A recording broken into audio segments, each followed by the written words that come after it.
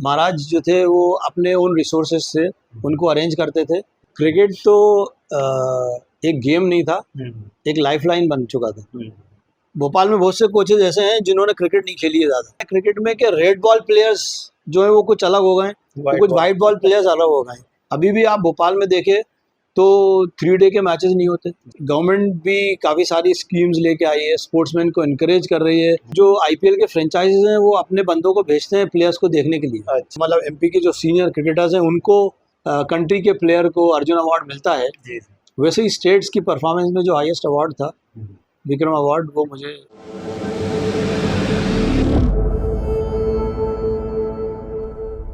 83 का दौर था जब इंडिया ने वनडे वर्ल्ड कप जीता। उसके बाद से भारत में जो क्रिकेट है उसकी लोकप्रियता और बढ़ी। तब तक आप फर्स्ट क्लास क्रिकेट में आए ही थे। एक पुराना समय आपने देखा था, उसके बाद एक नया दौर शुरू हो गया जिसमें मीडिया का लाइमलाइट भी हो गया था और क्रिकेट प्लेयर्स को एक अच्छे से देखा जाने लगा था। अच्छा, आप ये क्रिकेट खेलते हैं, मतलब एक पहचान सी बन गई थी। तो वो समय आपने कैसा एंजॉय किया, कैसे देखा उस टाइम को?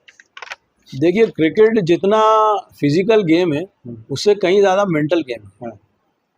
तो अगर आप अपने अंदर, जैसे होता है कि कभी कभी ऐसा होता था कि पिच देखते थे, ग्रीन टॉप है एज अ बैट्समैन, तो इंसान सोचता था अरे यार ये ग्रीन टॉप पे कैसे होगा, कैसे परफॉर्म करूँगा।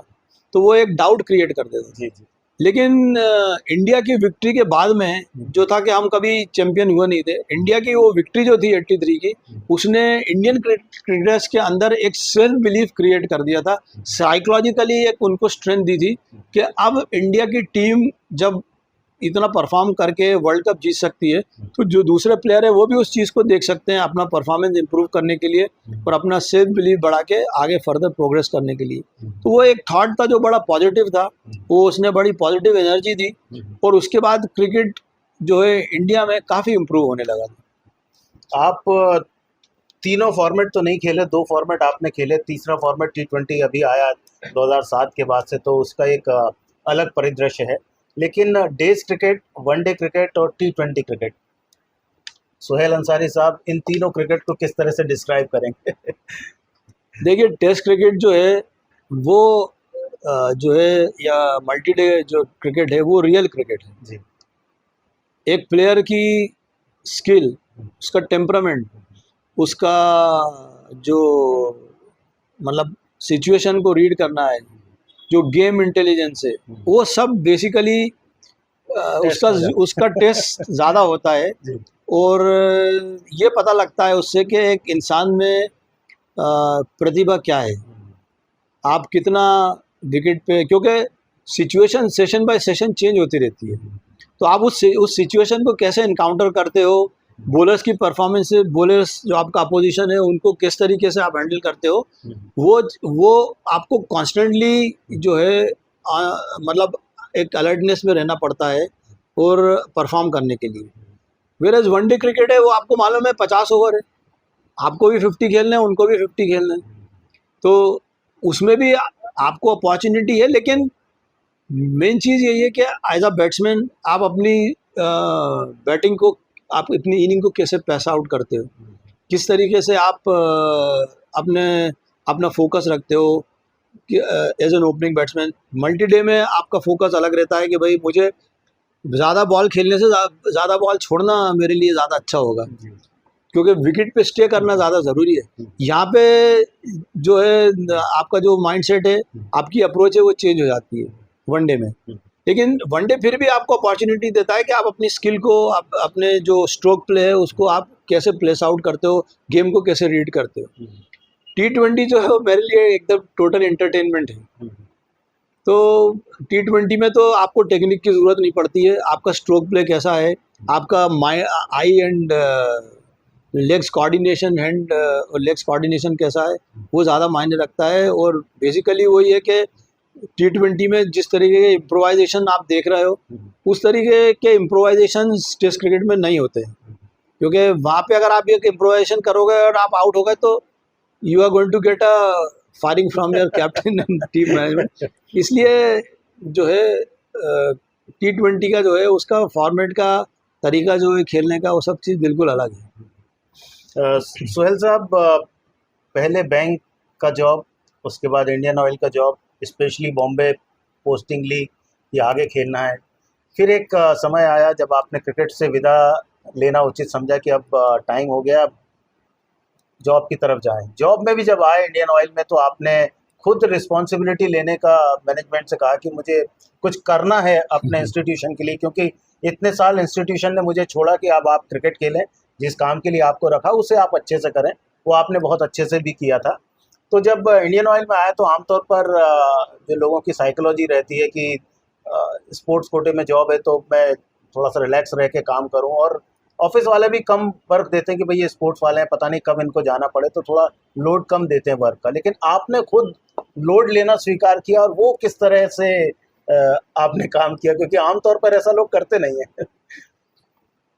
एक्चुअली जब मैंने इंडियन ऑयल ज्वाइन किया था, जी तो 1 साल हम हेड ऑफिस में थे। उसके बाद हमको पूछा गया था कि आप किस फंक्शन डिपार्टमेंट में आपको जाना चाहते हैं।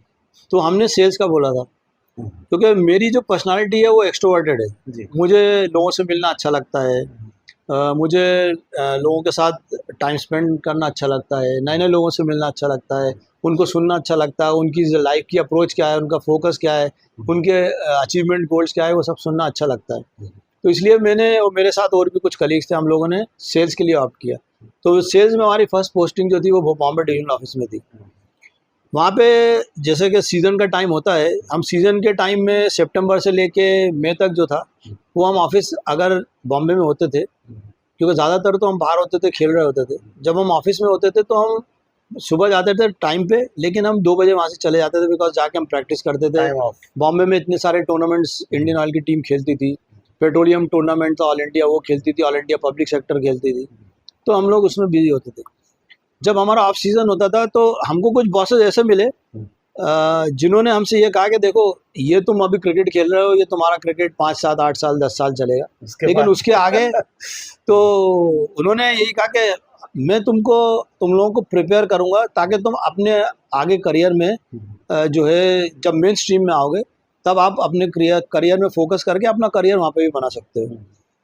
तो वो जो हमारे बॉस थे वो हमको समर टाइम में हमारी ट्रेनिंग कराया करते थे, अलग अलग वर्टिकल्स में, कभी रिटेल में, कभी कंज्यूमर उसमें। तो वो जो ट्रेनिंग थी वो उनसे हमने काफ़ी सीखा, और काम भी धीरे धीरे सीखते थे। कोई इंडिपेंडेंट हमारी रिस्पॉन्सिबिलिटी नहीं थी, लेकिन क्योंकि हम सुपर न्यूमरी थे, मतलब कि ये एक एन एडिशनल एम्प्लॉय जिसे बोल दीजिए आप ऑफिस में। तो और दूसरा चीज़ ये था कि मैं हमेशा जब खेला हूँ तो मेरा फोकस था कि भाई जब तक मैं रणजी ट्रॉफी खेल रहा हूँ, मेरा ये सोचा था जब तक मैं रणजी ट्रॉफी खेल रहा हूँ तब तक मैं अपने गेम पे ध्यान दूंगा। क्योंकि क्वालिफिकेशन थी, पढ़ाई किया था, MBA भी किया मैंने बाद में।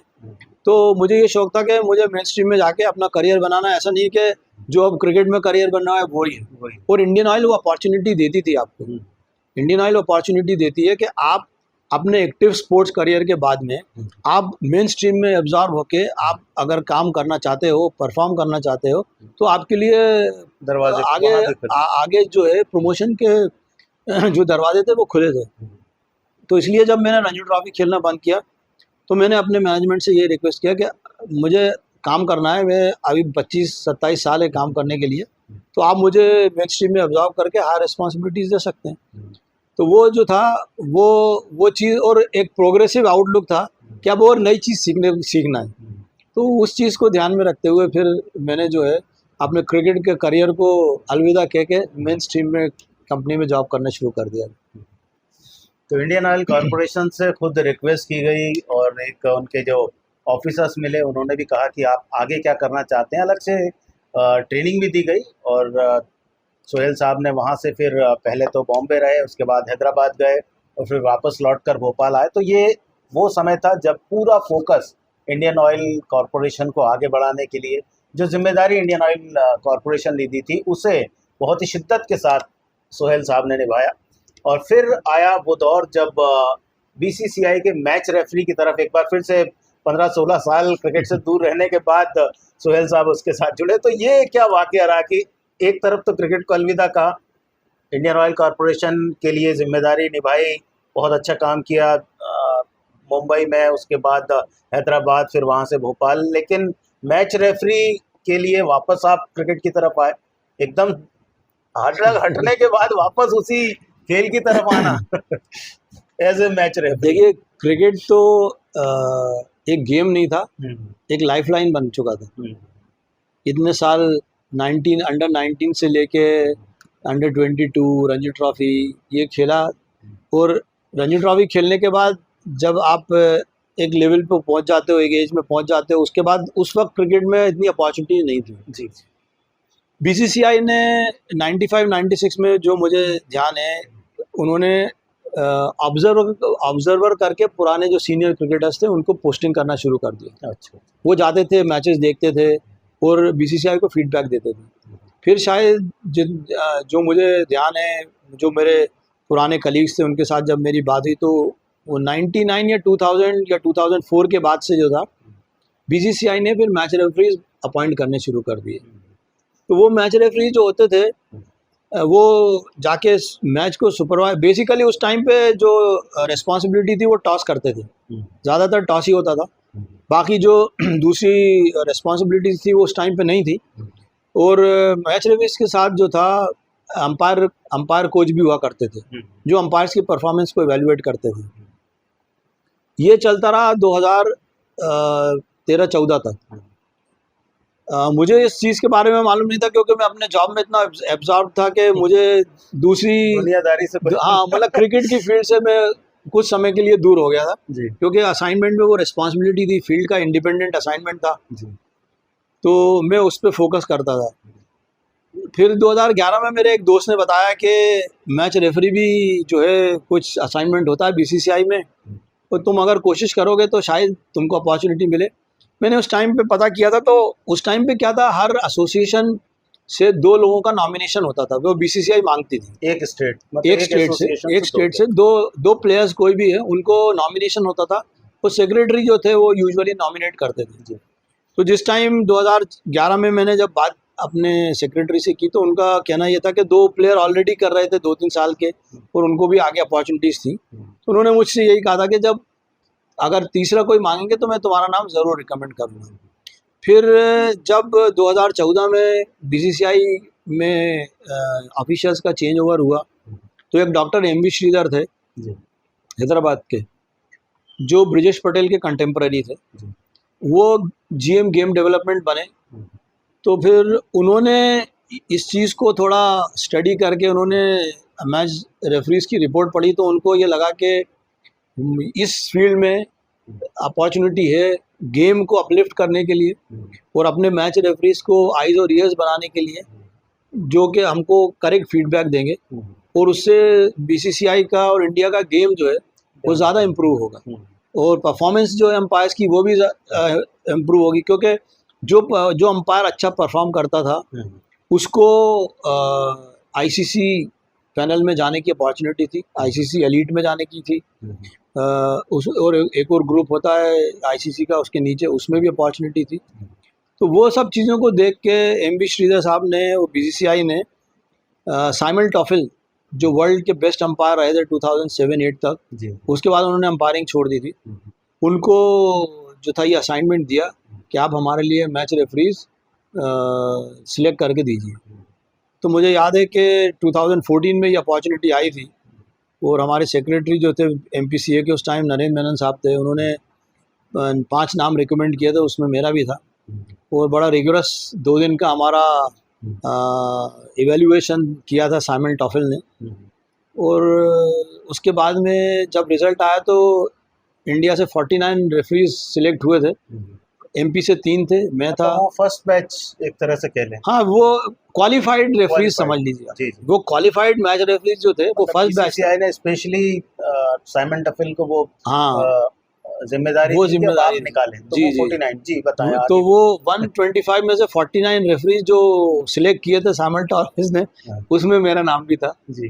तो वो एक अपॉर्चुनिटी जो थी वो अवेल हुई, और मुझे बड़ा अच्छा लगा कि मैंने भी वो एग्ज़ाम क्लियर किया। उसमें बेसिकली एग्ज़ाम में जो चीज़ें थी वो क्रिकेट से रिलेटेड ही थी, जिसमें क्रिकेट की प्लेइंग कंडीशंस थी, लॉज ऑफ क्रिकेट थे, जो कोड ऑफ कंडक्ट अभी हो गया है, बिकॉज अब बीसीसीआई में कैमराज यूज़ करती है हर मैच में, वो अंडर 16 का भी हो उसमें भी होता है, और रणजी ट्रॉफी हो उसमें भी होता है, तो वो कैमराज आने के बाद में प्लेयर्स का कंडक्ट जो था वो भी चेंज हो गया, और जो कोड ऑफ कंडक्ट जो था उसमें काफ़ी सारी पेनाल्टीज आ गई थी, पनिशमेंट्स आ गए थे प्लेयर्स के लिए, तो उन सब चीज़ों से काफ़ी फ़र्क पड़ा।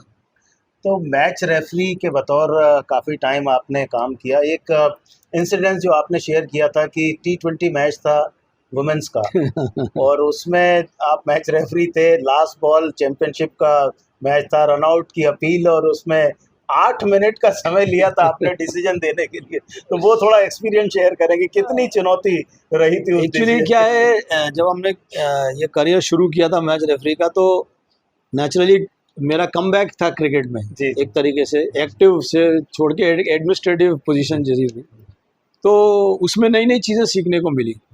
और उसी दौरान शायद सेकंड या थर्ड ईयर में बेंगलोर में विमेंस T20 जो सीनियर टीम थी उनका उनका उनके मैचेस में कर रहा था, तो उसमें जो मैच था वो शायद लीग था, वो लीग में जो मैच था फाइनल जिसमें के टीम्स नॉकआउट में जाने वाली थी, उसमें एक मैच था रेलवेज की टीम का वर्सेस शायद हिमाचल या महाराष्ट्र थी।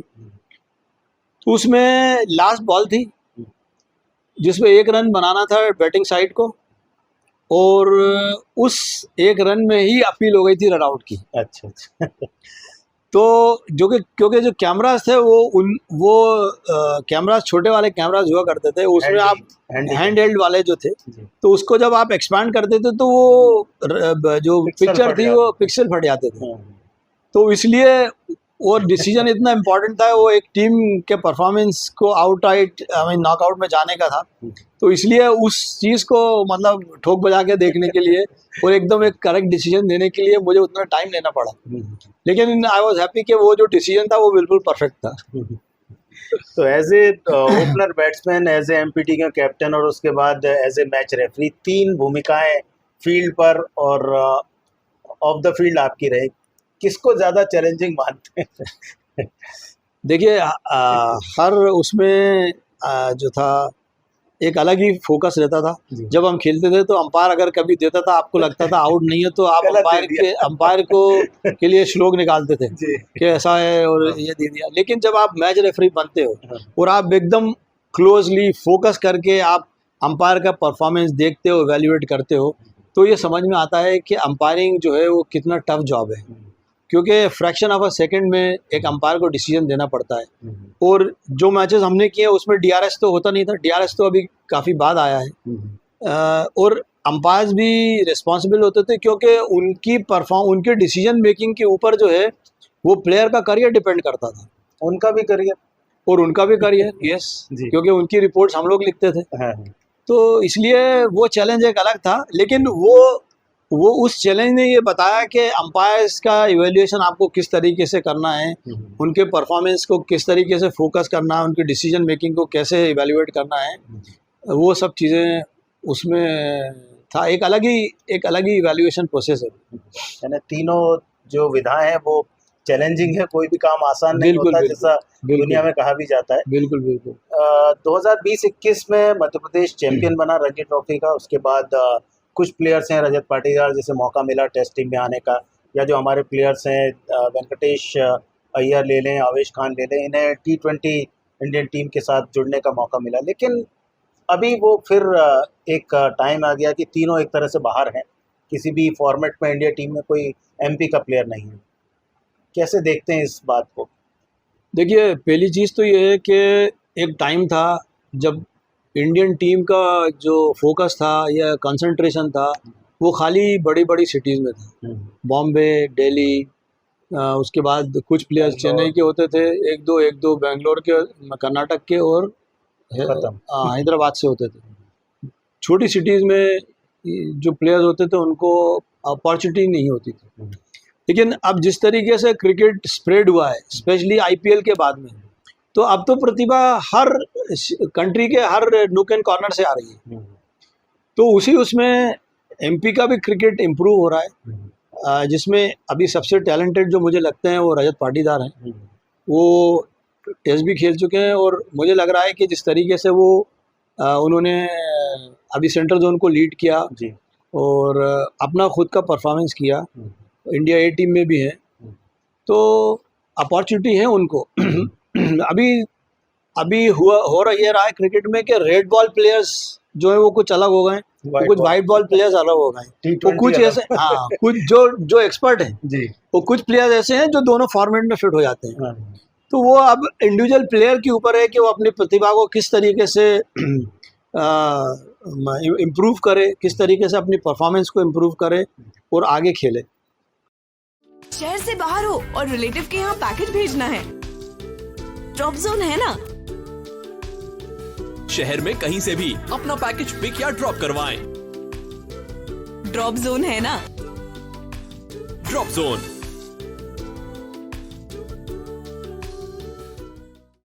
सुहेल साहब, 5 दशक भोपाल के लिए क्रिकेट से जुड़े हुए आपको हो चुके हैं, तो भोपाल के क्रिकेट को, पहले और आज के क्रिकेट को आप किस तरह से, किस नज़र से देखते हैं? कैसा बदलाव भोपाल के क्रिकेट में आया? क्योंकि हमने यही देखा है कि जितने शॉर्टर फॉर्मेट हैं उसमें तो भोपाल बढ़िया है, लेकिन जो लॉन्गर फॉर्मेट है, डेज क्रिकेट है, उसमें आज भी कहीं ना कहीं कुछ एक दिक्कत सी लगती है भोपाल के क्रिकेट में।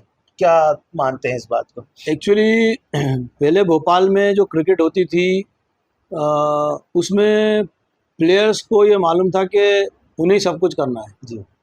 अपना परफॉर्मेंस भी देना है और अपना करियर को आगे बढ़ाना। अब हुआ ये है कि जब से ये एकेडमीज खुली हैं तो बच्चे जाते ज़रूर हैं, पेरेंट्स भेजते हैं, लेकिन फोकस जो है प्लेयर्स का वो उनके कोचेस पे रहता है कि हम उनके कोच जो हैं जो सिखा दें, वो जो कर दे वो हैं। वही सब कुछ।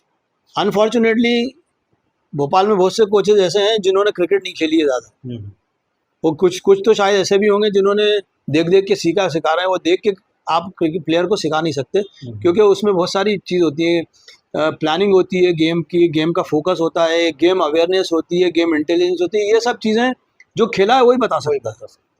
दूसरी बात यह है कि अनफॉर्चुनेटली भोपाल में एक बहुत बड़ा गैप आ गया था क्रिकेट एडमिनिस्ट्रेशन में, जब 10 साल हमारे यहाँ एसोसिएशन ही नहीं थी।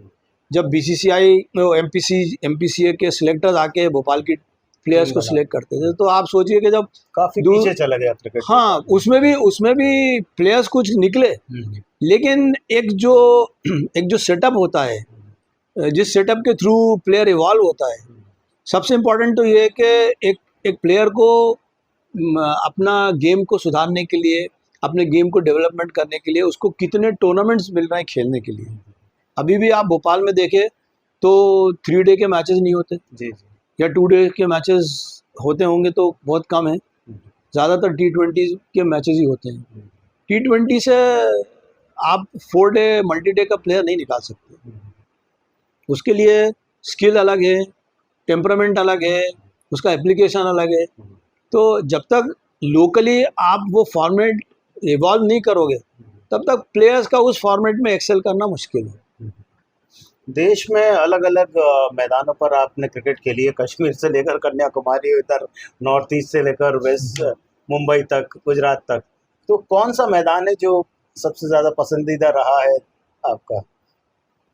मैंने जो कुछ टेस्ट वेन्यूज़ हैं जहाँ खेला है उसमें मुझे सबसे अच्छा वानखेड़े स्टेडियम लगता है। अच्छा। बिकॉज वहाँ पे मुझे खेलने की ज़्यादा अपॉर्चुनिटी मिली जब मैं इंडियन ऑयल में था, बॉम्बे में था। और वहाँ की जो पिच है वो रेड सॉइल है जी। और रेड सॉइल में हमेशा बाउंस ज़्यादा रहता है और बॉल भी जो है बैट पे ज़्यादा आसानी से अच्छी आती है। तो अगर आप स्ट्रोक प्लेयर हो तो जितना आपके लिए वहाँ पे बॉल का मूवमेंट भी ज़्यादा होता है शुरू में, लेकिन जब आप सेटल हो जाते हो तो आपको जो है बैटिंग में ज़्यादा मज़ा आता है। तो इसलिए मुझे वानखेड़े पे खेलने में ज़्यादा मज़ा आया। और इतनी सारी पारियां रही हैं, उनमें से कोई पारी जो आपको याद आती हो कि हाँ ये अच्छी पारी, जो दिल को सुकून देने वाली कि हाँ कुछ किया आज मैंने? वैसे तो कई पारी हैं, लेकिन हाँ, जब मैंने रणजी ट्रॉफी में फर्स्ट 100 बनाया था जी, राजस्थान के अगेंस्ट और भिलाई में जी, और उसी सीज़न में जब डबल 100 बनाया था, तो वो दोनों पारियां जो है उनका जो फोकस था और उनका जो गेम प्लान था वो मेरे लिए बहुत आज भी मायने रखता है। और मध्य प्रदेश ने भी अलग अलग स्टेट की तरह MP लीग स्टार्ट की है, सेकंड सीजन हो चुका है कंप्लीट, और यंगस्टर्स के लिए काफ़ी ज़्यादा बेनिफिशियल है, क्योंकि फाइनेंशियली भी काफ़ी हेल्प होती है और यहाँ से रास्ते मेरे ख्याल में आईपीएल के खुलने के ज़्यादा चांसेस रहते हो। तो एमपीएल को आप कैसे देखते हैं? देखिए एमपीएल जो है वो T20 का इवॉल्विंग फॉर्मेट है, और मैंने फर्स्ट एमपीएल में भी मैं रेफरी था, और अभी जो जून में हुआ उसमें भी मैं रेफरी था। और आपको एक चीज़ बताऊं, ये जितने भी मैचेस होते हैं ना, इनमें जो आईपीएल के फ्रेंचाइजीज हैं वो अपने बंदों को भेजते हैं प्लेयर्स को देखने के लिए। अच्छा अच्छा। वो जो उनका परफॉर्मेंस देख के वो उनको बुलाते हैं ट्रायल्स के ऊपर, और वो ट्रायल्स करके भले ही वो प्लेयर अगर 16 में नहीं है, लेकिन वो बेंच स्ट्रेंथ में आ जाता है उस पर्टिकुलर टीम के। तो इस तरीके से जब मैंने पहला फॉर्मेट देखा तो मुझे समझ में आया कि कितनी प्रतिभा है मध्य प्रदेश में, और इसीलिए अंकित वर्मा भोपाल से, और एक पाठक करके अनिकेत वर्मा भोपाल से, और जबलपुर से, क्योंकि फर्स्ट जो चैंपियन हुई थी वो जबलपुर की टीम थी। एमपी जो थी वो भोपाल की टीम जो थी वो रनर्स अप थी। इस साल भोपाल की टीम चैंपियन हुई है। तो उसमें से कुछ प्लेयर्स पिक करके एमपी की टीम में खेले थे, जो और जिस वजह से एमपी का परफॉर्मेंस अच्छा रहा, और लास्ट ईयर एमपी T20 का फाइनल खेली थी। अनफॉर्चुनेटली फाइनल्स में रनर्स अप रहे थे, लेकिन इससे फ़र्क पड़ा है, इससे डेफिनेटली फ़र्क पड़ा है T20 के जो परफॉर्मेंस है उससे, क्योंकि कुछ बच्चे उस फॉर्मेट से निकल के एमपी टीम में आए और T20 टीम में खेले। कुछ ख्वाहिशें मैदान के अंदर जो पूरी हुई हों और जो कुछ पूरी नहीं हुई हो, क्या लगता है सोहेल साहब को? नहीं, मैं तो देखिए ऐसा है, मुझे ऐसा नहीं लगता कि कोई ख्वाहिश मेरी पूरी नहीं हुई। जो ऊपर वाले ने टैलेंट दिया था उसके हिसाब से जो मैंने अचीव किया है वो मैं उस चीज़ से बहुत सेटिस्फाइड हूँ, क्योंकि आप उतने अचीव कर सकते हो जितना आपके अंदर टैलेंट है और परफॉर्मेंस है। मैंने ऑफ कोर्स भोपाल में रह के जितने साल जो क्रिकेट मैंने खेली, वो फिर बॉम्बे जाके जो और ऊपर की क्रिकेट खेली, तो मैं उन सब चीज़ों से बहुत सेटिस्फाइड हूँ अल्हम्दुलिल्लाह। और अपने जीवन में किस प्लेयर से मुतासिर रहे हैं और क्या कारण रहा उसके पीछे? मैंने सनी भाई को देखा, उनकी जो टेक्निक थी, उनका टेम्परामेंट था, वो जिस तरीके से वो खेलते थे। कल ही मैं एक आर्टिकल देख रहा था जिसमें ज़हीर अब्बास, सुनील गावस्कर और वसीम अकरम का फ़ोटो था। तो उसमें ज़हीर अब्बास ने बोला कि मतलब सुनील गावस्कर की जो रिस्पेक्ट पाकिस्तान में आज भी है, वो उस दशक में भी थे जब वो खेल रहे थे, जब उन्होंने वेस्ट इंडीज़ टूर पे कुछ 700 रन बनाए थे। तो उन लोगों को लगा था कि ये प्लेयर स्पेशल है, क्योंकि उस ज़माने में वेस्ट इंडीज़ के अगेंस्ट जो बॉलर्स होते थे और बिना हेलमेट के खेलना और रन बनाना, वो एक अलग ही प्रतिभा थी, अलग ही टैलेंट था, अलग ही कंपोजर था। और मैं उनके परफॉर्मेंस को देख के काफ़ी कुछ जो था मैं उससे प्रभावित था। और दूसरा जो मुझे बोल्ड क्रिकेटर जो लगता थे वो मोहिंदर अमरनाथ थे। उनका जो करेज था क्रिकेटिंग फील्ड पे, कि कहीं पे भी बॉल लगे लेकिन वो परफॉर्म करते थे। और मुझे याद है कि एक बार उनको वेस्ट इंडीज़ टूर पे उनकी नाक पे बॉल लगी थी, वो रिटायर होके गए थे, लेकिन उसके बाद आके उन्होंने बैटिंग किया और उन्होंने 70-75 रन बनाए थे इंडिया के लिए। तो ये दो प्लेयर्स ने मुझे बहुत प्रभावित किया था मेरी परफॉर्मेंस और मेरे करियर के लिए। और आपको हमने ये देखा है कि आप लाइमलाइट से बहुत दूर रहते हैं, ग्राउंड्स पर काफ़ी कम नज़र आते हैं, इवेंट्स में काफ़ी कम नज़र आते हैं, बहुत कम समय लोग आपसे बात कर पाते हैं, आपको देख पाते हैं। इसके पीछे भी कोई रीज़न है क्या, या आपकी पर्सनैलिटी में ही है ये? नहीं, जब आप इंडियन ऑयल में थे तो आपको अलग अलग जगह जाना पड़ता था, जिस तरह का काम था आपका, और आपने कहा भी बहुत मेल मिलाप करने वाले व्यक्ति हैं आप लोगों के साथ। एक्चुअली हाँ, ये शायद मेरी पर्सनालिटी भी है कि मैं लाइमलाइट को हॉग नहीं करता। जब मैं खेलता था तब भी, मैं यहाँ बावेली में भी खेलता था, कहीं पे भी खेलता था, तो मैं लोगों से मिलता जुलता था। लोगों को तब भी लगता था कि मैं रिजर्व हूँ, लेकिन जो लोग मेरे क्लोज थे उनको मालूम था कि मेरा ऐसा नेचर या बिहेवियर नहीं है। मैं जिनके साथ ओपन हूँ, बिल्कुल ओपन हूँ। और ग्राउंड पे हम क्या करते हैं, मुझे पॉलिटिक्स बिल्कुल नहीं आती है, डिप्लोमेसी भी नहीं आती। तो इसलिए ग्राउंड पे खेलने के बाद फिर आप वहाँ बैठ के दूसरों की बुराइयां करो या एक दूसरे के पीछे वो करो, वो मेरा नेचर नहीं है। इसलिए मैं जो था अपना खेल से, मतलब खेल के काम से काम रखता था। और हाँ, मेरे पास बहुत से प्लेयर्स आते थे जो मुझसे पूछते थे उनको जो भी गाइडेंस होता था वो हमेशा वो गाइडेंस देने के लिए हमेशा तैयार था। अगर वो नेट्स में कहते थे कि आप आके मुझे देख लो, तो मैं नेट्स में भी जाके उनको देखता था और कुछ करेक्शन होता था तो वो कराता था। और इंडियन ऑयल का जॉब एक आपके क्रिकेट लाइफ के अलावा एक बहुत बड़ा इम्पोर्टेंट एक जिम्मेदारी जो थी इंडियन ऑयल ने जो दी थी, वो आप कैसे देखते हैं, कैसे आपने उसको निभाया, कितना सेटिस्फेक्शन रहा? जैसा स्पोर्ट्स में सेटिस्फेक्शन था खेलने का, उसके बाद यहाँ पर क्या सेटिस्फेक्शन? दामू जी आपको एक चीज़ बताऊं, मेरे एक बॉस ने एक बार ये चीज़ बोली थी, जी वो उस चीज़ पे बोली थी कि आप जब किसी एक फील्ड में सक्सेसफुल हो जाते हो तो ये आपके अंदर इनबिल्ट हो जाता है वो सक्सेस को अचीव करने का। करना। जी, हाँ, जी, बिल्कुल। तो आप किसी भी फील्ड में काम करो, चाहे वो स्पोर्ट्स में हो, फिर वो एडमिनिस्ट्रेशन में हो, सक्सेस का हाँ, नशा। फिर वो जो सक्सेस का जो नशा है ना वो फोकस से आता है जी जी। और आपका जो हार्ड वर्क है उससे आता है। हम्म, तो वही टेम्परामेंट, वो माइंडसेट लेके मैंने अपना जॉब किया। मेरा फील्ड का जॉब था, हम्म, मैं फील्ड ऑफिसर रहा, फिर बाद में मैं डिवीजन में मैनेजर बना, वो सब। हम्म, तो फोकस अलग हो जाता है, हम्म, जो टेम्पलेट है वो अलग हो जाता है। जब हम जॉब में आए तो हमारा जो टेम्पलेट था या फोकस था वो सेल्स हो गया, क्योंकि मैं रिटेल सेल्स में था। वो सेल्स और कंज्यूमर सेल्स भी था। जी, जी, रिटेल सेल्स में आपका जो पेट्रोल पंप्स का है उनका परफॉर्मेंस मॉनिटर करते हो, आप नए आउटलेट्स खोलते हो। जो कंज्यूमर सेल्स है उसमें आपकी रिलेशनशिप ज़्यादा काम करती है। जी, जी। जैसे इंडस्ट्रीज है बड़ी बड़ी, अब उनमें आपको अगर आपका प्रोडक्ट बेचना है, डीजल है या फर्नेस ऑयल है, ये बेचना है, तो आपको कॉम्पिटिटर के साथ तो आपका कंपटीशन है, लेकिन वहाँ पे 1-to-1 रिलेशनशिप जो है वो ज़्यादा काम करती है। और उस चीज़ का मुझे बड़ा फ़ायदा हुआ, ख़ासतौर से एमपी में। जब मैं इंदौर में भी मैंने काम किया तो लोग मुझे क्रिकेट की वजह से जानते थे, तो एक अलग ही रेपो उनके साथ हो जाती थी। पुराने क्रिकेट की बात होती थी, फिर उनको जो ज़रूरत होती थी जिस चीज़ की, उससे बात होती थी। तो इसलिए मेरे एक बॉस थे जो डीजीएम थे, चौधरी जी। तो वो जब हमारे यहाँ कंपटीशन होता था फील्ड ऑफिसर का, तो मेरा परफॉर्मेंस थोड़ा अलग रहता था। तो उन्होंने ये बात बोली थी, वो मुझे आज भी वो बात ये याद है कि जब आप एक फील्ड में सक्सेसफुल होते हो तो वो आपका सेकंड नेचर हो जाता है और आप उसी परफॉर्मेंस को दूसरी फील्ड में भी रेप्लिकेट करते हो, ताकि आपका वो जो स्टेटस है वो बना रहे।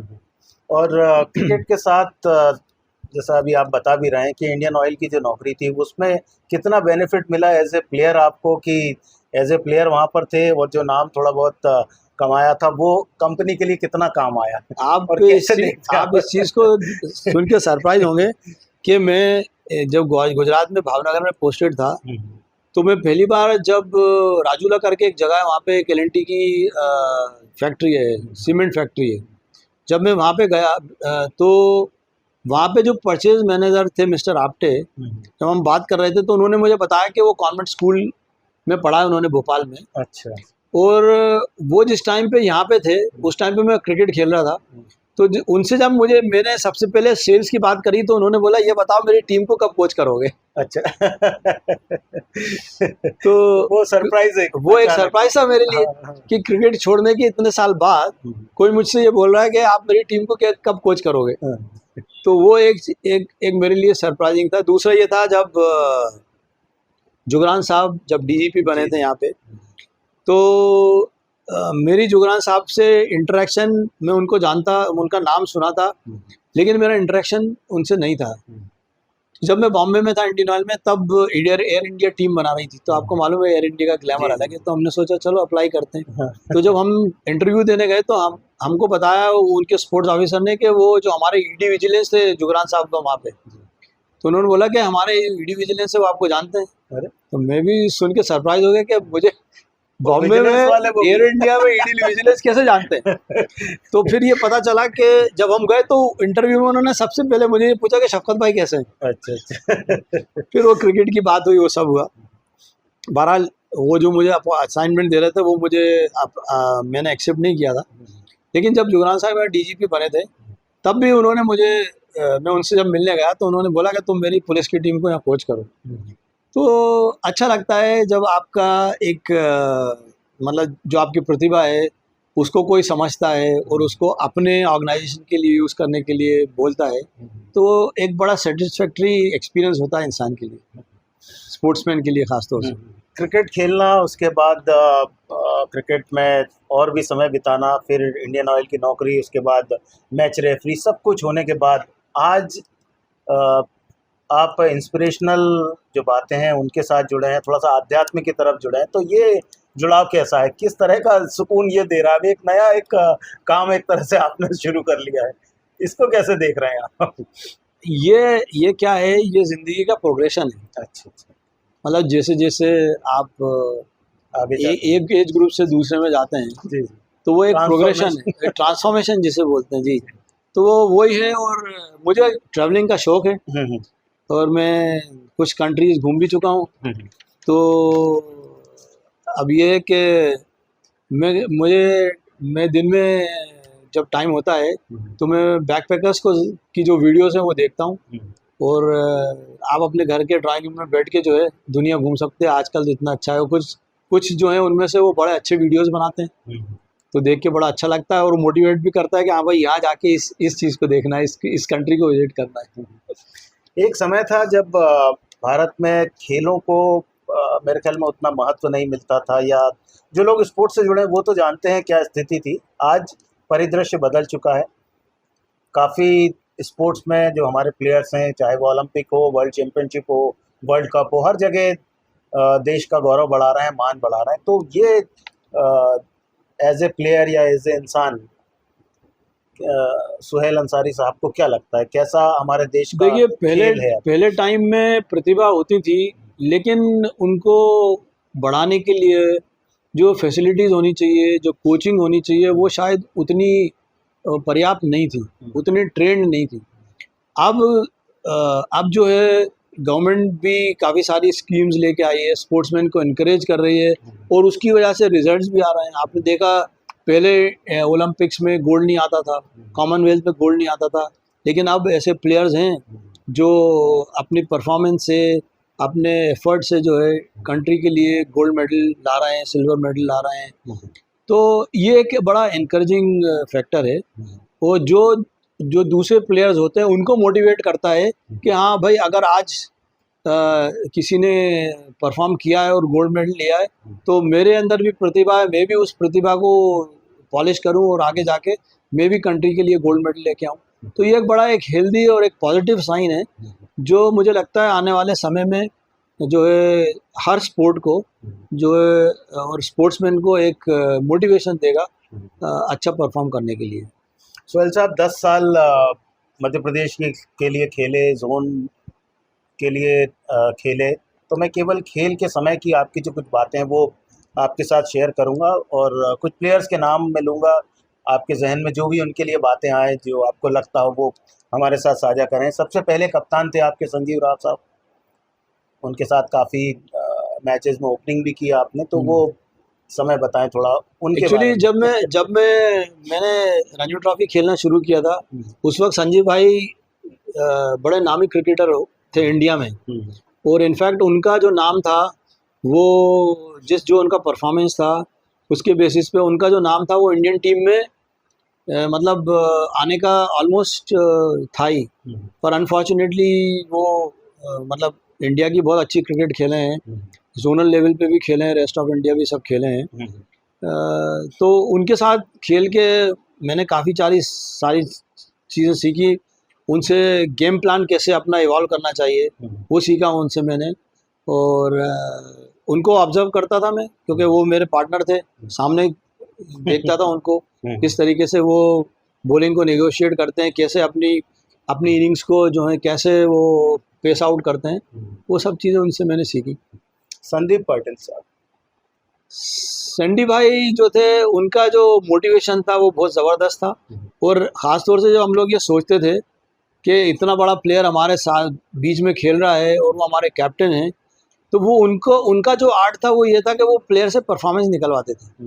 वो आपको इतना मोटिवेट करते थे, आपके गेम को इतना आप फोकस करा देते थे, आपके प्लस पॉइंट्स को इतना फोकस कराते थे कि जब आप सेशन बाय सेशन खेलते थे और जब आप आते थे तो वो हमेशा आपको अप्रिशिएट करते थे। तो वो उनकी जो और उनका इंट्यूशन जो था किसी भी सिचुएशन को रीड करने का और फील्ड प्लेसमेंट का, किस बॉलर को देना है, वो उससे वो रिजल्ट बहुत अच्छे निकालते थे। और एक ऐसी पीढ़ी है जो मध्य प्रदेश के क्रिकेट में काफ़ी सम्मान रखती है, और देश के लिए पहला जो शतक आया विदेशी धरती पर, वो भी उस पीढ़ी के जो पहले व्यक्ति थे उनके बल्ले से आया, कैप्टन सैयद मुश्ताक अली साहब। वो तो खैर लेजेंड हैं जी और लेजेंड रहेंगे। और मैं बहुत छोटा था, जब शायद 7-8 साल का था, जी। तब मैंने मुश्ताक साहब को बाबे अली में पटौडी मेमोरियल होता था, MYCC की टीम आती थी यशवंत क्लब की, उससे उनको खेलते हुए देखा। और मैंने उनको देखा वो छक्के मारा करते थे बाबे अली ग्राउंड में, जो बॉल बार रोड उस जमाने में आप तो देखो बैट कैसे होते थे, लेकिन वो पावर प्ले जो था वो जिस तरीके से खेलते थे, तो मतलब मुझे ये भी सौभाग्य प्राप्त है कि मुझे उनके साथ बैठ के बात करने का, उनसे कुछ टिप्स सीखने का, उसका भी मौका मिला। गुलरेज अली साहब, गुल्लू भाई के साथ मैं खेला हूँ, कुछ साल खेला हूँ, और वो भी बड़े प्रतिभावान प्लेयर रहे हैं, प्रतिभाशाली प्लेयर रहे हैं। सेंट्रल जोन भी खेले और बड़ी अच्छी क्रिकेट खेले। और मेरे टीम के रणजी ट्रॉफी टीम के मैनेजर भी थे वो कुछ साल, तो वो भी क्योंकि एक परफॉर्मर रहे थे, तो वो टीम को मोटिवेट करते थे, प्लेयर्स को मोटिवेट करते थे, अच्छा लगता था उनके साथ। एक और बड़ा नाम संजय जगदाले साहब। संजय भाई जो हैं वो तो मध्य प्रदेश के क्रिकेट के भीष्म पितामह हैं जी। और खाली मध्य प्रदेश नहीं, वो इंडियन क्रिकेट के भी ऑफिशियल रहे, सिलेक्टर भी रहे इंडियन टीम के काफ़ी साल, सेक्रेटरी रहे BCCI के, तो उनका मार्गदर्शन हम सब हमेशा लेते हैं। और उनका जो स्टेचर है MP क्रिकेट में, इंडियन क्रिकेट में, वो बहुत अलग सा है MP से होने के बाद भी, तो उनका गाइडेंस हमेशा रहता है। और MP के क्रिकेट का जो इम्प्रूवमेंट है उसमें उनका बहुत बड़ा योगदान है। और काफ़ी टाइम मध्य प्रदेश के क्रिकेट को आपके टाइम पर लीड किया था, एक एज ए एडमिनिस्ट्रेटर, जो BCCI प्रेसिडेंट भी बने, मध्य प्रदेश के पहले व्यक्ति रहे, स्वर्गीय माधवराव सिंधिया साहब। महाराज के साथ मेरा बहुत ज़्यादा इंटरेक्शन तो नहीं था, लेकिन हाँ, उन्होंने जब वो प्रेसिडेंट थे हमारे एसोसिएशन के, तो वो प्लेयर्स को पर्सनली मिलते थे, जी, उनको मोटिवेट करते थे। और जब भी टीम हमारी, उस ज़माने में तो रिसोर्सेज की बहुत कमी थी, तो हमें याद है कि जब अशोक मनकड़ हमारे कोच थे, तो हम लोग जो टीम थी हमारी MP की, जब सिलेक्शन हो जाता रणजी ट्रॉफी की, तो हम 8-10 दिन के लिए बॉम्बे जाते थे।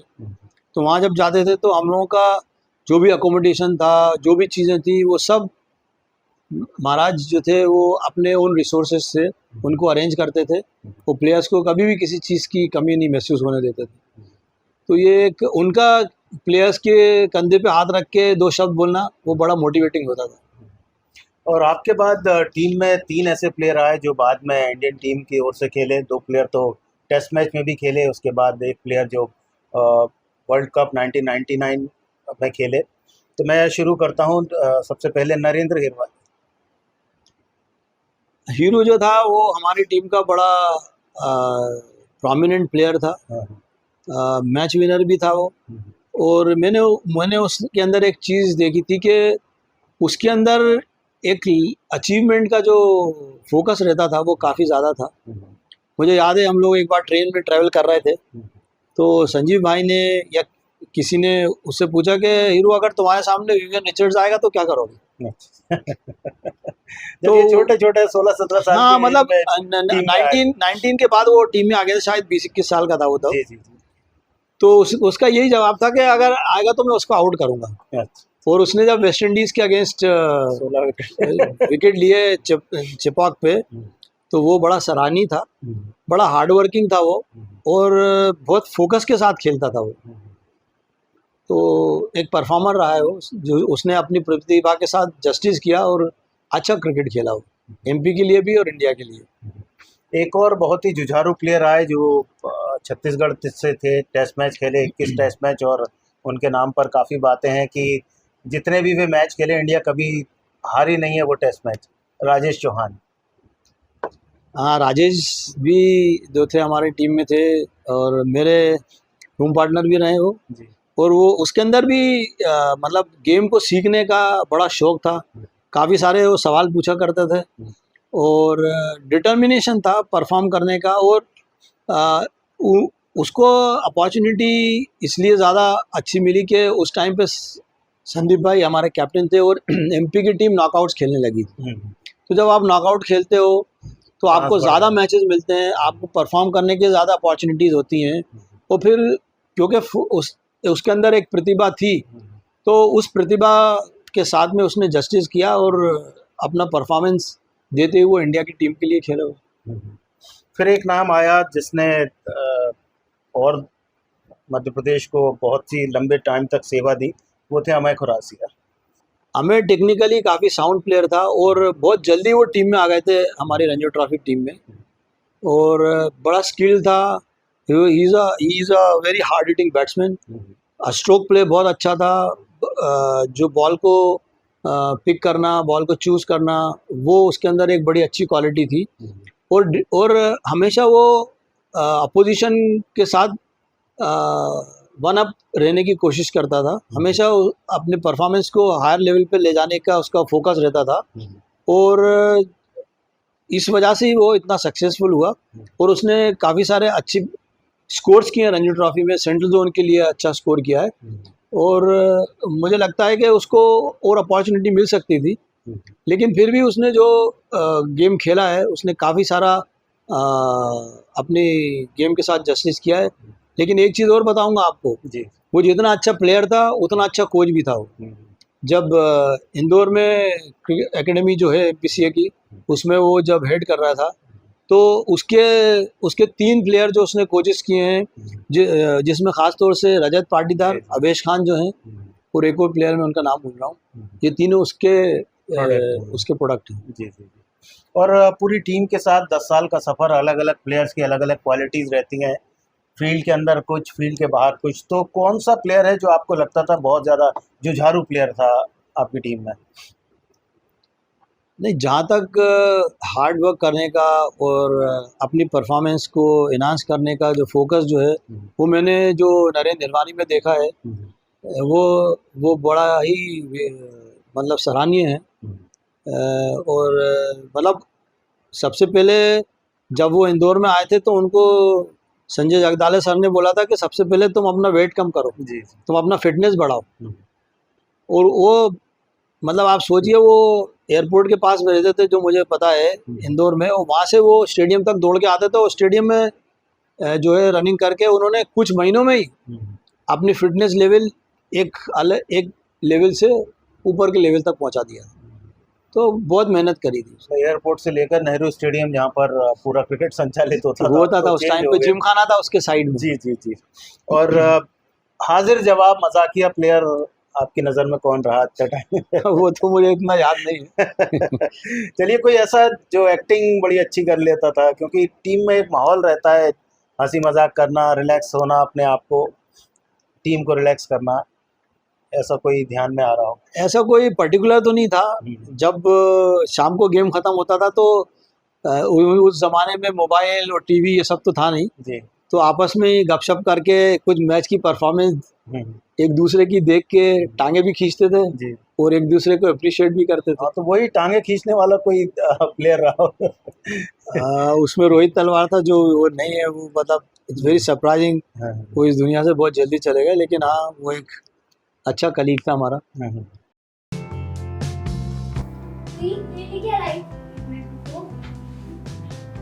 Eyebrow toner powder, eyebrow hair shampoo, eyebrow onion hair oil, ये मेरे लिए भी लेके उसका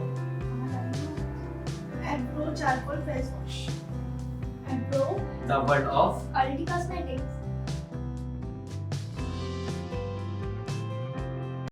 और आपका क्रिकेट फील्ड में कोई अंधविश्वास रहा कभी? क्योंकि हमने नहीं। देखा कि काफ़ी प्लेयर्स का अंधविश्वास रहता है, जैसे कोई लेफ्ट पैड पहले बांधता है या शूज़ अलग पहनता है, ये सब। नहीं, मेरा कोई अंधविश्वास नहीं था। बस हाँ, कोई भी इनिंग या मैच शुरू करने के पहले ऊपर वाले का नाम ज़रूर लेके जो है मैच शुरू करता था, बस उतना ही था और कुछ नहीं। और घूमना फिरना कौन से प्लेयर को पसंद था पूरी टीम में? क्योंकि आमतौर पर ये देखा कि काफ़ी प्लेयर्स तो जाकर सीधे रूम में गए और रिलैक्स करते हैं, कुछ प्लेयर्स रहते हैं जिनको एक रहता है कि नहीं यार चलो शहर में घूमने चलो। मुझे वो शौक था। सुहेल अंसारी साहब को क्या पसंद है लाइफ में? मुझे ट्रैवलिंग पसंद है, नई जगह जाके किसी अच्छे रेस्टोरेंट में खाना पसंद है, और दो लोगों के साथ दोस्ती करना पसंद है, नए नई फील्ड से, अलग अलग फील्ड से, ये मुझे ज़्यादा पसंद है। और घूमने के लिए कौन सी जगह पसंद करते हैं आप?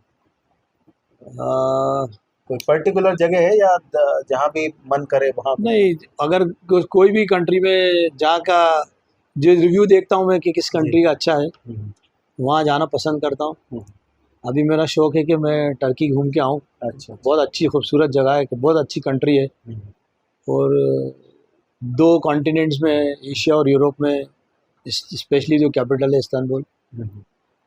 और इस शहर में जन्मे, इस शहर में पले बड़े, इस शहर ने बहुत कुछ दिया आपको, तो भोपाल शहर को सुहेल अंसारी साहब अब किस नज़र से देखते हैं? क्योंकि बचपना एक अलग था, लेकिन अब देश विदेश में घूम चुके हैं, बहुत सी चीज़ें देखी हैं, बहुत सी चीज़ों का आपको अनुभव हो चुका है, तो अपना शहर कैसा आपकी नज़र? भोपाल एक बड़ा खूबसूरत शहर है। दूसरी चीज़ मैंने देखी है कि जो अपनापन, जो वार्मथ लोगों में भोपाल में है, वो दूसरी जगह नहीं है। और भोपाल का सेंस ऑफ ह्यूमर जो है वो जो है वो बड़ा फेमस है लोगों में, वो बड़ा पसंद करते हैं लोग इस चीज़ को। और फैमिली सपोर्ट को किस तरह से देखते हैं आप? क्योंकि नाना नानी का जो एक पुश बैक था आपके पीछे, जिन्होंने हमेशा आपको आगे बढ़ने के लिए प्रेरित किया, पेरेंट्स चाहते थे कि पढ़ाई करें तो वो फैमिली सपोर्ट दोनों को मिलाकर बताएं। देखिए, उस टाइम में पेरेंट्स का जो सोचना था वो भी सही था। हाँ। क्योंकि अब तो स्पोर्ट्स क्या है, क्रिकेट भी ले लें आप, तो एक प्रोफेशन है। अभी क्रिकेट खाली एक स्पोर्ट नहीं है, एक प्रोफेशन है, एक करियर है, जो कि आपको वो रिच डिविडेंड दे सकता है जो शायद कुछ एकेडमिक करियर्स भी नहीं दे सकते। तो इसलिए उस टाइम पे जो था फोकस जो था वो पढ़ाई के ऊपर ज़्यादा हुआ करता था। लेकिन जब मेरे घर वालों ने मुझ में टैलेंट देखा और ये देखा कि मेरे अंदर एक प्रतिभा है, तो उन्होंने उस चीज़ को बैकअप किया, उस चीज़ को सपोर्ट किया, और जिसकी वजह से मैं वो सब अचीव कर सका अपने करियर में, जो पास्ट में है आपके सामने जो रिकॉर्ड पे। और पुराने दोस्तों के साथ मिलना, क्योंकि पहले उतना मिलना जुलना हो नहीं पाता था, क्योंकि साल भर आप कहीं ना कहीं इवेंट में व्यस्त रहते थे। अब जब समय मिलता है तो वो जो पुराने दोस्तों के साथ मिलना जुलना, जैसा अभी आपने एक वर्ड बोला सेंस ऑफ ह्यूमर, भोपाल का बहुत ज़्यादा फेमस है, तो वो कौन से दोस्त हैं जिनके साथ मिलना जुलना रहता है? और मेरे कुछ बचपन के दोस्त हैं जो मेरे स्कूल में जूनियर थे, लेकिन मेरे साथ क्रिकेट खेले, जैसे सलीम मुजफ्फर खान है, वो मेरे बड़े अच्छे दोस्त हैं। और एक मेरे बड़े अच्छे दोस्त थे, उनका देहांत हो गया, सुबोध वर्मा थे। और यहाँ पे मेरे स्कूल के एक और अच्छे दोस्त हैं जो रिलायंस में हैं, शैलेंद्र ओझा हैं, और इस तरीके के एक इमरान खान है। ये सब मेरे बड़े अच्छे दोस्त हैं जिनके साथ मेरा अभी भी काफ़ी टाइम गुजरता है, काफ़ी बातचीत होती है, पुराने स्कूल के टाइम की बात होती है, क्रिकेट के टाइम की बात होती है। मुझे याद है सलीम के साथ एक बार हम बावेली में खेल रहे थे, जी, बारिश हो रही थी, हम क्रिकेट खेल रहे थे, तो बाहर से लोग देखते हैं तो वो कहते थे कि भाई तबीयत ठीक है, जो इस मौसम में तुम लोग क्रिकेट खेल रहे हो। तो एक क्रिकेट की तरफ एक पागलपना था, और हम लोग साथ में बड़े हुए हैं, क्रिकेट खेला है, तो अच्छा लगता है अब उन लोगों के साथ फिर से टाइम स्पेंड करना, वो पुरानी बातें होती हैं। एक आपको और भी शौक था, जैसा आपने बताया था कि संतोष वर्मा जो आपके दोस्त थे और जो इस दुनिया में नहीं है, CDS में जाना, सुबोध वर्मा, जो एक यूनिफॉर्म जो आर्मी की है वो पहनने का शौक था, वो हाँ, मैं जो इंडियन डिफेंस फोर्सेस जो है उनसे काफ़ी ज़्यादा प्रभावित था, और जो यूनिफॉर्म था वो मुझे देख के अच्छा लगता था। मेरे जो बड़े मामा हैं जी, वो टेरिटोरियल आर्मी में भी थे। अच्छा। तो उनको भी मैंने उनके कुछ फोटोग्राफ्स देखे, वो देख के मुझे एक मोटिवेशन मिलता था। तो जब मैंने ग्रेजुएशन किया उसके बाद मैं क्रिकेट तो खेल ही रहा था, लेकिन मैं कॉम्पिटिटिव एग्ज़ाम की प्रिपरेशन कर रहा था। तो मेरे जो दोस्त थे सुबोध वर्मा, हम दोनों ने सोचा कि चलो हम डिफेंस के लिए अप्लाई करते हैं, अगर होगा तो ठीक है।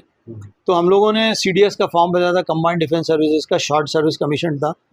लेकिन वो हुआ ये कि जिस साल रणजी ट्रॉफी खेला, उसी समय जब दूसरा रणजी ट्रॉफी मैच खेल रहा था, तो उन दिनों में वो एग्ज़ाम की डेट्स थी, तो वो एग्ज़ाम तो दे नहीं पाया। तो वो सिर्फ एक वो था। लेकिन मेरे जो इंडियन ऑयल का जो मेरा असाइनमेंट था, उसमें मैं, क्योंकि हमारे डिफेंस जो था, रेलवेज भी था, वो हमारे कस्टमर थे। जी तो मेरा डिफेंस के सीनियर ऑफिसर्स के साथ में काफ़ी ज़्यादा इंटरेक्शन था। ख़ासतौर से जब मैं इंदौर में पोस्टेड था, तो मऊ में जो है वहाँ पे जो था मेजर जनरल और ये सब हुआ करते थे, उनके साथ मेरा इंटरेक्शन था। और मुझे याद है कि उस ज़माने में मऊ में बड़ा अच्छा गोल्फ कोर्स भी है। जी तो उस ज़माने में जो गोल्फ का सर्किट हुआ करता था, आज से ये समझ लीजिए ये बात है 94-95 की, गोल्फ सर्किट में इंदौर भी आता था। तो वो जो इंदौर मतलब मऊ आता था, मऊ का जो गोल्फ कोर्स था, और वो डिफेंस फोर्सेस वाले ऑर्गेनाइज करते थे। तो हम लोग जो था, हमने उस टूर्नामेंट को स्पॉन्सर किया था, और हमारे जो जनरल मैनेजर थे बॉम्बे में, वो इनाग्रेट करने आए थे। तो उसमें मेरा उनके साथ काफ़ी ज़्यादा इंटरेक्शन होता था। और मेजर जनरल ने मुझे वो एप्रिसिएशन भी मेरे बॉस के सामने उस चीज़ को बड़ा अप्रिशिएट किया था, जिस तरीके से मैंने उनके साथ कोऑर्डिनेट किया था। एक और पुरानी याद जिसके साथ जोड़ता हूँ, एक स्कूल आपका जो भोपाल का बहुत ही फेमस स्कूल है, कई बड़े बड़े प्लेयर्स निकले, कई लोग ऐसे निकले जो आज देश विदेश में उस स्कूल का नाम कर रहे हैं, हमारी कंट्री का नाम कर रहे हैं। वो है कैंपियन स्कूल, जिसमें पढ़ना आज भी बहुत ही गौरव की बात है। तो स्कूल के समय का कोई किस्सा बताएं, वो टाइम कैसा था, कैसे दोस्तों के साथ हंसी मजाक? देखिए, मुझे क्रिकेट का शौक था, तो हमारे स्कूल में भी ये कंपटीशन शुरू हुआ था। जो हम लोगों के जो टीम्स थी, वो इंटर हाउस हुआ करता था। जी तो मेरी क्लास में मुझे सरप्राइज हुआ कि मेरी क्लास में भी कुछ बड़े अच्छे प्लेयर्स थे। जी एक हमारे दोस्त हैं सौरभ श्रीवास्तव, जी वो भी अच्छे बैट्समैन हुआ करते थे। वो या MPB में जॉब करते थे, इंजीनियर थे, वो इंजीनियरिंग किया था उन्होंने। वो थे मेरे साथ में। एक गुरुराज चार करके एक फास्ट बॉलर हुआ करता था, अच्छा उनकी उस एज के हिसाब से उनकी हाइट बड़ी अच्छी थी, तो हम उनको माइकल होल्डिंग के नाम से बुलाया करते थे। तो ये दो नाम मुझे याद है जो मेरे साथ क्रिकेट, स्कूल के क्रिकेट के साथ एसोसिएट थे। और मुझे याद है कि मैं अपने स्कूल का पहला प्लेयर था जो MP के लिए अंडर-19 खेला, और जो भी क्रिकेट खेली है आज तक मैंने अपने स्कूल के और किसी प्लेयर का नाम नहीं सुना। अगर होगा तो मुझे पता नहीं है, बट मैं क्रिकेट के ज़रिए जो था अपने स्कूल को इतना लंबा मतलब स्कूल में भी अंडर-19 में भी रिप्रेजेंट किया, और फिर आज भी लोग जानते हैं कि हाँ मैं स्कूल से था जो कैंपियनाइट हूँ, जो इतना क्रिकेट खेला है। स्कूल से निकलने के बाद वो टाइम आया, जैसे आपने बीच में बातचीत में बताया था कि क्योंकि भोपाल में यदि हैं आपको खेलना है तो आप सेफिया कॉलेज चुनते हैं, लेकिन फादर का कहना था कि नहीं MVM कॉलेज जाइए, क्योंकि वो प्रेस्टिजियस कॉलेज था जहाँ बड़े बड़े नाम निकले। मीर रंजन नेगी साहब जैसे आपके साथ बोर्ड पर नाम देखा हमने, तो वो MVM कॉलेज की यादें, वो बोर्ड पर नाम जब कभी आज वो जहन में आता है या देखते हैं, तो वो फीलिंग्स, वो समय कैसा था? एक्चुअली जब मैं स्कूल से पास आउट हुआ था, कॉलेज में एडमिशन, तो मैंने आपको बताया कि मेरे मामा जो थे वो मेरे गार्जियन थे। हाँ। कि मैं किस टीम के लिए खेलूं, किस कॉलेज में पढूं। तो मेरा MVM में पढ़ना भी उन्होंने डिसाइड किया था, क्योंकि वो खुद प्रोफेसर थे हमीदिया कॉलेज में, तो उन्हें मालूम था हर कॉलेज की तो उन्होंने यही डिसाइड किया था कि मैं वहाँ पढूं। तो मेरा एडमिशन MVM कॉलेज में जो था वहाँ पे हुआ था। और हाँ, आप जैसे मुझे याद है, वो तो आपने मुझे बताया कि MVM के बोर्ड पे मेरा नाम लगा हुआ है जी आउटस्टैंडिंग स्पोर्ट्स पर्सन के उसमें। जी तो पढ़ के अच्छा लगा कि स्कूल में भी रिकग्निशन था, कॉलेज में भी था, और आगे जिस ऑर्गेनाइजेशन में काम किया वहाँ भी रिकग्निशन था, तो अच्छा लगता है। और अलग अलग जगह क्रिकेट खेलना, सब कुछ होना, मध्य प्रदेश का जो खेल सम्मान आपको मिला, विक्रम अवार्ड, जो बहुत ही प्रेस्टिजियस स्पोर्ट्स पर्सन के लिए रहता है, जो स्टेट में मिलता है, और उस समय मिलना तो और बड़ी बात हुआ करती थी। तो वो सम्मान और उसके साथ जुड़ी हुई कुछ बात, कुछ याद हो तो वो थोड़ा हमें बताएं। मेरे 3 कॉन्जिक्यूटिव सीजन जो थे रणजी ट्रॉफी के, वो बहुत अच्छे थे। 1983, 84, 84, 85 और 85, 86। तो उन्हीं की परफॉर्मेंस पे जो था मुझे विक्रम अवार्ड मिला था। और वो मुझे याद है, वो मुझे 1990 में उन परफॉर्मेंस की बेसिस पे मुझे जो रिवॉर्ड जो होता है वो मिला था। तो नेचुरली स्टेट का हाईएस्ट स्पोर्ट्स अवार्ड था क्रिकेट कैटेगरी, स्पोर्ट्स क्रिकेट में। तो वो लेने के बाद मुझे बड़ा अच्छा लगा। और ये फीलिंग आया कि जो मैंने इतने साल हार्डवर्क किया था अपने स्टेट के लिए, अपने लिए परफॉर्मेंस जो किया, उसका बड़ा रिकग्निशन है। जैसे एक कंट्री के प्लेयर को अर्जुन अवार्ड मिलता है, वैसे ही स्टेट्स की परफॉर्मेंस में जो हाईएस्ट अवार्ड था विक्रम अवार्ड, वो मुझे मिला, तो बड़ा अच्छा लगा। और अब मध्य प्रदेश के स्पोर्ट्स को आप कैसे देखते हैं? अभी इंडियन स्पोर्ट्स की बात तो हुई, जिसमें हमारे प्लेयर इंटरनेशनल लेवल पर मेडल ला रहे हैं, अच्छा परफॉर्म कर रहे हैं, वर्ल्ड कप जीत रहे हैं, वर्ल्ड चैंपियन बन रहे हैं। तो एमपी के स्पोर्ट्स को नहीं, एमपी में स्पोर्ट्स काफ़ी इवॉल्व हो रहा है। एमपी स्पोर्ट्स काउंसिल जो है वो काफ़ी टैलेंट को आइडेंटिफाई कर रही है यंग एज से, उनको प्रॉपर ट्रेनिंग हो रही है, बाहर भी भेजा जाता है। और भोपाल में तो अब स्पोर्ट्स के लिए, कुछ स्पोर्ट्स के लिए बहुत अच्छा है, जैसे स्पोर्ट्स अथॉरिटी ऑफ इंडिया का सेंटर है यहाँ पे। फिर आपका शूटिंग एकेडमी है, इक्वेस्टेरियन एकेडमी है भोपाल में। तो उन सब चीज़ों को देखते हुए मुझे लगता है कि स्पोर्ट्स का जो करियर है वो प्रतिभावान प्लेयर्स के लिए जो है आने वाले समय में बहुत अच्छा होगा।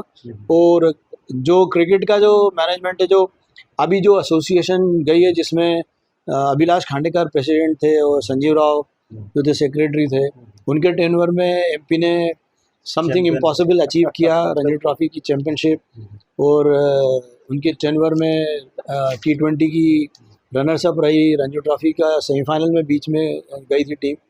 तो मुझे लगता है, और अब जो नया जो मैनेजमेंट आया है उसमें सुधीर असनानी जो है वो इंटरनेशनल अंपायर हैं, उनको काफ़ी अनुभव है इंटरनेशनल लेवल पे क्रिकेट एडमिनिस्टर करने का। और एडमिनिस्ट्रेशन से वो अंपायरिंग कमेटी जो थी, जो जयशाह साहब ने बनाई थी, तो उसके भी मेंबर रह चुके हैं वो। और मोर देन 100 मैचेस उन्होंने एडमिनिस्टर किए एज एन अंपायर। वो अभी सेक्रेटरी हैं। और संजीव दुआ जो है वो ट्रेजरर हैं, वो भी IPL और बोर्ड के मैचेस कर चुके हैं। तो इनके आने से नई इम्प्रूवमेंट्स होंगे। और चंद्रकांत पंडित आप जानते हैं, वो बड़े हार्ड वर्किंग कोच हैं, उनका फोकस भी जो है बहुत अच्छा है। वो तो मैं उनके साथ कोऑर्डिनेट करता हूँ, वो क्योंकि कोच हैं, प्रतिभाएं आइडेंटिफाई करते हैं, फिर हम उनको असिस्ट करते हैं। तो मेरे लिए तो अभी जस्ट द बिगनिंग है। तो मुझे उम्मीद है कि आने वाले टाइम में एमपी की क्रिकेट और इम्प्रूव होगी। और as a selector, as a chairman of the selection committee, मेरा जो फोकस है वो एमपी के लिए बहुत बड़ा है। और मुझे लगता है कि ये जो मेरा फोकस है वो मैं जो इंडिया के, मतलब एमपी के जो सीनियर क्रिकेटर्स हैं, उनको ट्रांसफ़र कर पाऊँगा। और उनको उस अचीवमेंट को लाने के लिए, क्योंकि ये जो मेरा फोकस जो है वो ये फोकस है जो मैंने आज तक इंडिया में देखा ही नहीं है कि किसी एक टीम ने अचीव किया हो। वो फोकस ये है कि रणजी ट्रॉफी, विजय हज़ारे और सैयद मुश्ताक अली, ये तीनों टूर्नामेंट्स में चैम्पियन होना एक सीज़न में बहुत डिफ़िकल्ट है, लेकिन इम्पॉसिबल नहीं है। तो ये मैं कोशिश करूँगा अपने प्लेयर्स को ये ड्रिल डाउन करने के लिए कि वो ये फोकस करें, और ये अगर अचीव कर सकेंगे तो ये हिंदुस्तान की क्रिकेट में जब से BCCI बना है और हिंदुस्तान की क्रिकेट है, ये वो अचीवमेंट होगा जो आज तक कोई भी नेशनल टीम, कोई भी स्टेट की टीम नहीं कर पाई। सोहेल साहब, 36 फर्स्ट क्लास मैच, 67 इनिंग्स, और एज ए ओपनर, और ओपनर को कहा जाता है कि उसका फर्स्ट बॉल से कोई भरोसा नहीं रहता कि कब आउट हो जाए। लेकिन आप केवल अपने पूरे करियर में 67 इनिंग्स में 2 बार 0 पे आउट हुए हैं। तो कैसे देखते हैं इस चीज को, कैसा? क्योंकि ओपनर ज्यादातर हमने देखा है कि यदि सरवाइव कर गया तो फिर तो उसे रोकना मुश्किल है, लेकिन उसके साथ जीरो का आंकड़ा भी जुड़ा रहता है। बिल्कुल जुड़ा रहता है, it's a part of the game, जी। It's a part of the game. और जब ऐसा होता है ना कभी, तो आप अपने पे गुस्सा भी बहुत करते हो, लेकिन आप उतने डिटरमिन्ड हो जाते हो नेक्स्ट इनिंग में परफॉर्म करने के लिए, और आपका फोकस भी चेंज हो जाता है। तो कभी कभी थोड़े झटके भी होना जरूरी है। जी हाँ, जीवन में झटके भी होना ज़रूरी है, जो आपको सिखाते हैं कि आपको आगे कैसे बढ़ना है। चलते चलते एक सवाल ऐसा जो आपको आपके पुराने दिनों की भी याद ताज़ा कराएगा, क्योंकि भोपाल में जो ग्राउंड है बाबी अली क्रिकेट स्टेडियम, जो बहुत पुराना है, कई मैचेस जहाँ पर ऑर्गेनाइज हुए, आपका पूरा मेरे ख्याल में जो ज़्यादातर क्रिकेट है उस ग्राउंड पर बीता है, और वहाँ खेलना जितना दिखता है, वो ग्राउंड जितना अच्छा दिखता है देखने में, उतना खेलना बहुत मुश्किल है। अच्छे अच्छे प्लेयर्स वहाँ पर खेल के गए हैं, तो क्या कुछ खट्टी मीठी यादें उस ग्राउंड के साथ आपकी जुड़ी हैं? मुझे याद है वहाँ पे जो जो हम जब मैचेस खेलते थे जी। तो बड़ा क्राउड आता था, जी। क्योंकि उस टाइम टेलीविज़न पे क्रिकेट इतनी होती नहीं थी, बाद में शुरू हुई है, तो बड़ा क्राउड आता था। और जैसे मैंने आपको बोला ह्यूमर, जी। वो बड़ा फेमस है। तो मुझे याद है कि जब सुनील गावस्कर, मुझे मतलब मैं तो छोटा था, लेकिन मैंने वो चीज़ सुनी है, इसलिए शेयर कर रहा हूँ। जब वो खेल रहे थे तो उन्होंने, वो मैच जब चल रहा था तो कुछ भीड़ हो गई वो, तो वहाँ से एक सज्जन थे जिन्होंने आवाज़ लगाई गावस्कर को, बोला कि गावस्कर साहब आप बड़े होके अच्छा खेलोगे। तो उन्होंने अपना क्या उतारा और इस तरीके से किया, और फिर लगा लिया उनको रिस्पेक्ट देने के लिए, क्योंकि वो ऐसे कमेंट्स उन्होंने सुने नहीं होंगे शायद। जी जी।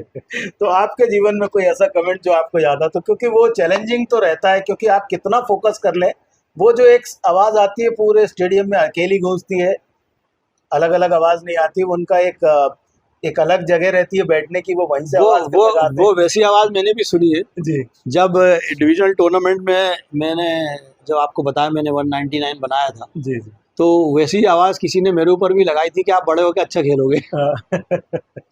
तो बहुत सी खट्टी मीठी यादें, पूरा जीवन, 50 साल का लगभग सफ़र खेल के साथ जुड़ा सुहेल अंसारी साहब का, और इतिहास बनाया मध्य प्रदेश के लिए फर्स्ट क्लास क्रिकेट में, रणजी ट्रॉफी क्रिकेट में पहले डबल सेंचुरी बनाने वाले प्लेयर के रूप में, जो अभी तक 20 प्लेयर अचीव कर चुके हैं। और सबसे बड़ी जो इनिंग है वो भोपाल के ही यश दुबे के नाम पर है, जिन्होंने अभी हाल ही में केरल के विरुद्ध वो स्कोर किया था, 289 रन्स उन्होंने बनाए थे, हालांकि खेलते नर्मदापुरम डिवीज़न के लिए। सुहेल अंसारी साहब पूरा जीवन जितना सब कुछ जी लिया, खेल भी लिया, अंपायर भी बन गए, एडमिनिस्ट्रेटर भी बन गए, घूमने भी लगे, तो जीवन के इन पूरे सफ़र को हमारे दर्शकों के साथ किस तरह से आप शेयर करना चाहेंगे? क्या कुछ कहना चाहेंगे हमारे दर्शकों से? जो नई और उभरती प्रतिभाएं हैं, उनको मेरा कहना यही है कि क्रिकेट जो है वो एक रिलीजन बन गया है हमारे देश में, और आपके अंदर जो प्रतिभा है आप उसको दिन ब दिन जो है उभारने की कोशिश करें, उसको अच्छा बनाने की कोशिश करें, और अपने रिजल्ट्स को जितना इवैल्यूएट कर सकते हैं वो उसको इवैल्यूएट करें, क्योंकि जब आप रिजल्ट इवैल्यूएट करेंगे तो आपको पता चलेगा कि आप कितना इम्प्रूव किया आपने अपने गेम के अंदर। और अब क्रिकेट में there is no end, there is no limit. आप जितना फोकस करेंगे, जितनी मेहनत करेंगे, उतना आप अपने टैलेंट को उभारेंगे, और उतना आप अपने करियर में, अपने स्टेट के लिए, जोन के लिए, और अल्टीमेटली अपने कंट्री के लिए आप खेलने की कोशिश कर सकेंगे। और आपका फोकस होना चाहिए इंडिया के लिए खेलने के लिए। आजकल बहुत से बच्चे जो यंगस्टर्स हैं उनका फोकस आईपीएल हो गया। अब इंडिया, जब आपका फोकस इंडिया होगा, कंट्री होगा खेलने के लिए, तो आप आईपीएल तो वैसे ही खेलेंगे। तो आप फोकस जो है कंट्री के लिए रखें, और कोशिश करें कि जहाँ आप हैं वहाँ से आपको जितना इम्प्रूव मिल सकता है, आपको जो भी मेंटोर हो सकते हैं वो मेंटोर होना बहुत ज़रूरी है। क्योंकि अभी आप देखें, अभिषेक शर्मा का आपने परफॉर्मेंस देखा, अभिषेक शर्मा और शुभमन गिल को मैंने दोनों को अंडर 19 में भी मैं रेफरी था मैच के, उनके कूच बिहार ट्रॉफी में, वीनू मनकड़नी में मैंने देखा।